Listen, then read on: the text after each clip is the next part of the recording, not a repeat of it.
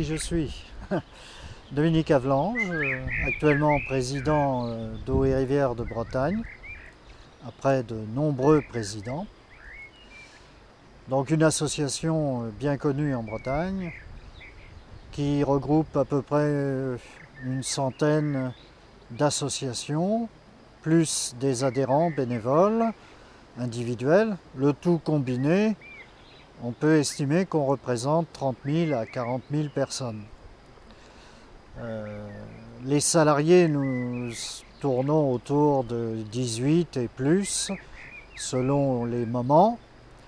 Donc c'est une petite entreprise à elle seule. Alors, pourquoi plus venir au bord de la rivière Ellé ici qu'ailleurs? Premièrement parce que j'habite sur la commune d'Arzano et que donc ici sur cette rive, à cet endroit précis, je suis sur ma commune. Et par ailleurs parce que mon implication locale, après avoir été très longtemps un Parisien et un citadin dans diverses villes de France, j'ai pris ma retraite ici en Bretagne et au bord de l'Ellé, quasiment. Et c'est ici qu'une problématique écologique s'est développée autour d'un projet de carrière et que nous avons constitué une petite association qui existe toujours, même si elle est en sommeil, et qui s'appelle Ellé Vivante. Et le départ de cette petite association s'est fait avec le concours de fondateurs, de pères fondateurs d'Eau et Rivières de Bretagne. Une fois la problématique quasi résolue, j'avais du temps devant moi et j'ai décidé de m'impliquer à l'intérieur d'Eau et Rivières de Bretagne du fait que nous avions reçu une aide très conséquente sur le plan technique et humain pour nous soutenir dans notre lutte contre un projet de carrière au bord de l'Ellé. De fil en aiguille, suite à une démission, le vice-président que j'étais à ce moment-là est devenu, bon gré mal gré, le président actuel d'Eau et Rivières de Bretagne. Voilà en raccourci l'implication du président actuel, son parcours depuis un citadin jusqu'à un amoureux de la rivière, et en particulier de celle-ci, qui présente à différents endroits de son parcours, beaucoup de paysages extraordinaires. Alors, la prise de conscience écologique n'est pas nouvelle. Elle remonte bien sûr à mon enfance, la jeunesse, 68, mai 68, Paris. Et dans la foulée, j'ai été tellement pris professionnellement que je ne pouvais pas m'engager publiquement dans la voie écologique tout en la soutenant, ne serait-ce que dans mon bulletin de vote. Arrivé à la retraite, j'ai eu la possibilité, comme je le disais tout à l'heure, de m'impliquer beaucoup plus ouvertement et de façon très active à l'intérieur, premièrement d'Ellé Vivante et ensuite actuellement d'Eau et Rivières de Bretagne. Donc un parcours tout à fait logique, comme d'autres que je croise dans Eau et Rivières, qui ont été professionnellement parlant des gens très experts en matière de qualité de l'eau, de la ressource, parce qu'ils travaillaient par exemple à la DREAL, mais avaient l'obligation de réserve et une fois à la retraite prennent un malin plaisir à être libérés de leurs paroles et à apporter leur concours, leur expertise au sein d'Eau et Rivières de Bretagne.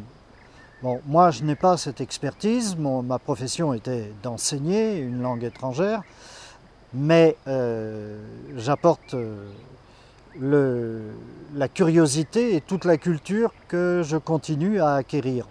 Au tout début, Jean-Claude Pierre, que vous avez interviewé, fondateur, parmi les pères fondateurs d'Eau et Rivières de Bretagne, lorsqu'il est venu nous prêter main forte au tout début d'Ellé Vivante, nous avait dit « Vous entrez dans une culture, il va falloir acquérir la culture ». Et nous étions, pour beaucoup d'entre nous, balbutiants, et nous avions beaucoup à apprendre.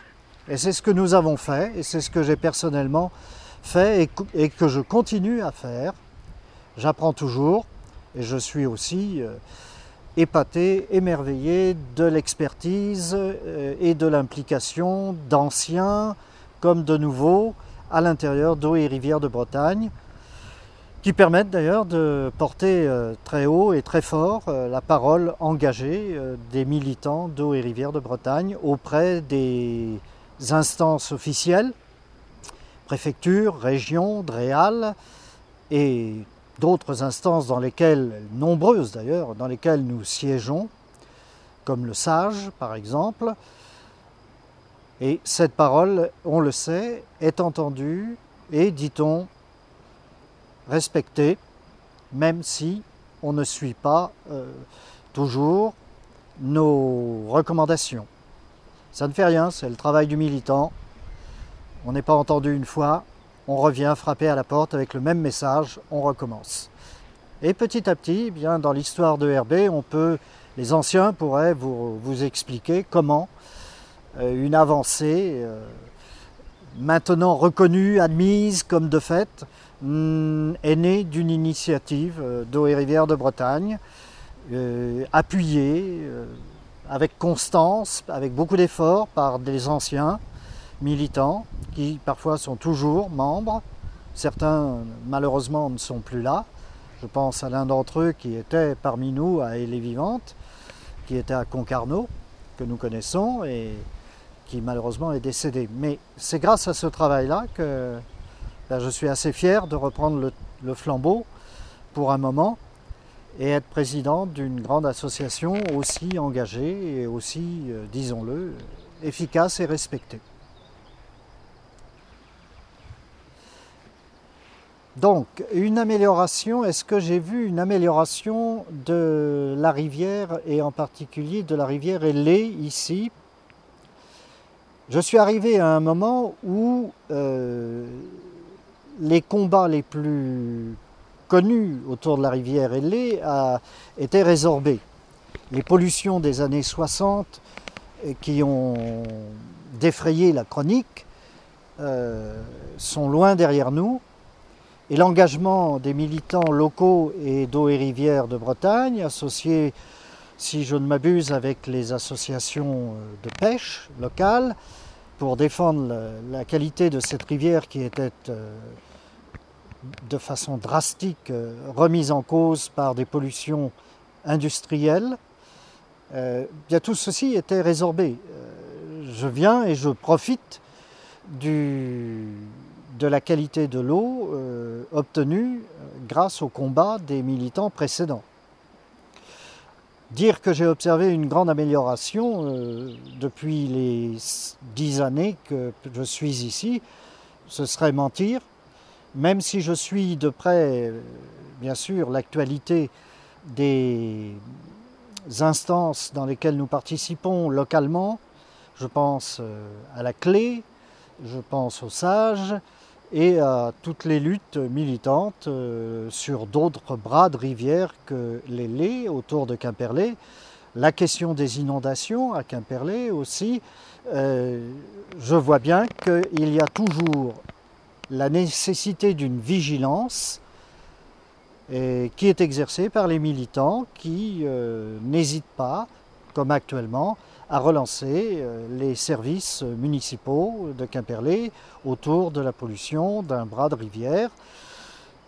Donc oui, il y a une amélioration, les statistiques nous le disent, il y a un petit peu plus de poissons, même si nos amis pêcheurs estiment que ce n'est pas encore ce qu'il faut, ce n'est jamais assez. Ils ont raison, quand on lutte, il vaut mieux demander beaucoup pour obtenir un peu. Donc je n'ai pas de constatation personnelle de mon vécu qui puisse répondre de façon très positive. Je ne fais qu'être le relais de combats qui ont eu lieu ici, dont j'ai entendu parler, à commencer par Jean-Claude Pierre, qui m'a bien expliqué les luttes qui ont été menées ici avec les papeteries, je pense là tout d'un coup, le seul sujet de discorde ici pour moi et que j'ai eu à gérer était autour des pollutions qui pouvaient être générées au moment du pic du mois d'août au camping de Tinadan sur la commune de Locunolé. Nous avons eu des échanges avec le propriétaire et nous avons fait en sorte que des améliorations soient apportées. Je sais que la vigilance se doit de continuer à être exercée face à cette activité économique qui peut, à un moment donné de l'année, en particulier le pic saisonnier du mois d'août, présenter un problème. Mais voilà le seul sujet réel où j'ai eu une part active avec les militants locaux, y compris ceux de Bretagne Vivante avec lesquels nous étions associés. Sinon, comme je l'ai dit tout à l'heure, c'est toujours le poids de l'histoire, on le sent bien, c'est là. Il suffit de rencontrer des pêcheurs qui sont inscrits dans les communes et la vie locale depuis beaucoup plus longtemps que moi pour que le sujet de conversation en vienne très rapidement à évoquer ce passé glorieux pour les militants qui ont réussi à obtenir de la part des industriels concernés des améliorations notoires puisque maintenant le sujet ne défraie plus la chronique. Donc il y a une amélioration mais elle a été obtenue bien avant que je n'arrive sur place. Alors quelle est l'importance de ce travail fait par vous en termes de films, d'interviews pour Eau et Rivières de Bretagne? Eh bien, Eau et Rivières de Bretagne a deux axes. J'ai tout à l'heure beaucoup insisté sur le militantisme, la défense de l'écologie et donc un engagement militant, combatif, virulent parfois en parole, uniquement en parole, en argument, sachant ce que l'on défend. Ça c'est un aspect. Il y a un autre pôle de notre activité qui est l'éducation. Et il ne faut pas se tromper, il ne s'agit pas uniquement de l'éducation que nous exerçons à Belle-Île-en-Terre, où nous avons un siège, où nous recevons des classes, nous les éduquons à la rivière et à tout le patrimoine attaché autour de la rivière et de ses activités. Il y a cet aspect-là, mais il y a un autre aspect de l'éducation qui englobe l'éducation populaire. L'éducation populaire, ça englobe tout le monde, aussi bien les jeunes, les enfants, les collégiens, que les adultes. Et cette éducation populaire, elle se propage à travers différentes activités que nous menons. Et votre film que vous êtes en train de faire va participer grandement, puisqu'il sera mis en ligne, à la diffusion, entre guillemets, de la bonne parole. Les autres approches de cette éducation populaire, c'est toutes les séances de formation, les colloques que nous organisons chaque année, les formations auprès de nos adhérents et les adhérents d'autres associations. C'est à travers toute cette batterie d'activités que nous proposons à nos adhérents qu'il y a une réelle éducation populaire qui se fait et qui n'est pas uniquement tournée vers un public scolaire, qui a son importance, car former la jeunesse, évidemment, c'est préparer l'avenir, mais ce n'est pas le seul aspect pour lequel nous sommes engagés et pour lequel, d'ailleurs, nous sommes subventionnés par la région, l'agence de l'eau et les conseils départementaux. Et lorsque nous justifions, comme c'est légalement prévu, lorsque nous justifions les dépenses, nous montrons bien que nous avons agi dans le sens que je décrivais tout à l'heure d'une éducation populaire avec un programme bien précis qui a été accepté en amont, qui a fait l'objet d'un budget et nous justifions les dépenses ensuite. Alors, Quelle est la particularité de ce bassin versant? Alors je pense que tous ceux qui nous écoutent et visionneront savent que cette notion de bassin versant est une notion qui a été avancée et obtenue grâce aux actions, entre autres, d'Eau et Rivières de Bretagne, pour faire en sorte qu'une rivière soit traitée dans son ensemble, de l'amont à l'aval, et non pas saucissonnée par tranches, donc de façon indépendante. Le propre, comme cela, à brûle-pourpoint, ce qui m'inquiète toujours autour de l'Ailée, ce sont les activités économiques qui sont développées et qui font l'objet d'enquêtes publiques et qui nous mettent en position de contestation du bien fondé de leur dossier. Tout à l'heure, j'ai évoqué un camping, mais je pense là maintenant à une première affaire importante dans laquelle je me suis trouvé impliqué au moment de ma prise de fonction de présidence. C'était la conserverie Ardo. Et puis un peu plus bas ensuite, actuellement, la conserverie Morbihannaise. Donc des entreprises qui, bien entendu, assurent une activité économique et donc assurent de l'emploi, mais en même temps ont été implantées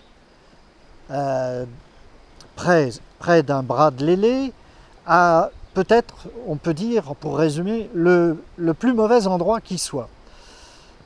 Donc, on est là face à une situation où il n'y a pas de solution reine. Et là, le responsable associatif et son équipe, face à l'administration, face à l'industriel, face aux intérêts divers, y compris le monde agricole qui fournit en légumes l'usine Ardo, l'association se trouve en position difficile, à la fois respecter son militantisme et aller jusqu'au bout de ses convictions, et en même temps prendre en compte le principe de réalité dans lequel nous vivons, l'emploi, la crise, et en même temps, bien, comme je disais, le militantisme, le respect de la nature, ne pas céder. Mais on est arrivé sur la problématique Ardo, je dois reconnaître qu'on est arrivé là à une limite. Et la solution trouvée a mis du temps à se mettre en place avec les officiels, l'État, l'Adréal, et la clé. Nous avons réussi à mettre une veille et nous avons des rendez-vous d'ici peu de temps d'ailleurs, puisque maintenant ça va faire plus d'1 an, 2 ans, pour voir si ce qui a été mis en place est correct, est effectif, et on repartira certainement sur d'autres exigences. Donc toujours ce problème de vigilance, de veille, de sentinelle, dit-on chez nous aussi. On a un programme comme ça, les sentinelles des rivières. Donc la particularité du bassin versant, j'ai presque envie de dire que les pêcheurs seraient mieux placés que moi pour vous en parler. Je pense beaucoup à cette activité industrielle et la difficulté que le monde économique a à vivre dans un écrin de verdure où l'eau est la pièce maîtresse. Et on le sait, la vie, la source de toute vie pour nous sur Terre. C'est comme cela que j'essaierai de résumer la particularité du bassin versant. Ah, qu'est-ce que j'aimerais dire aux générations futures ?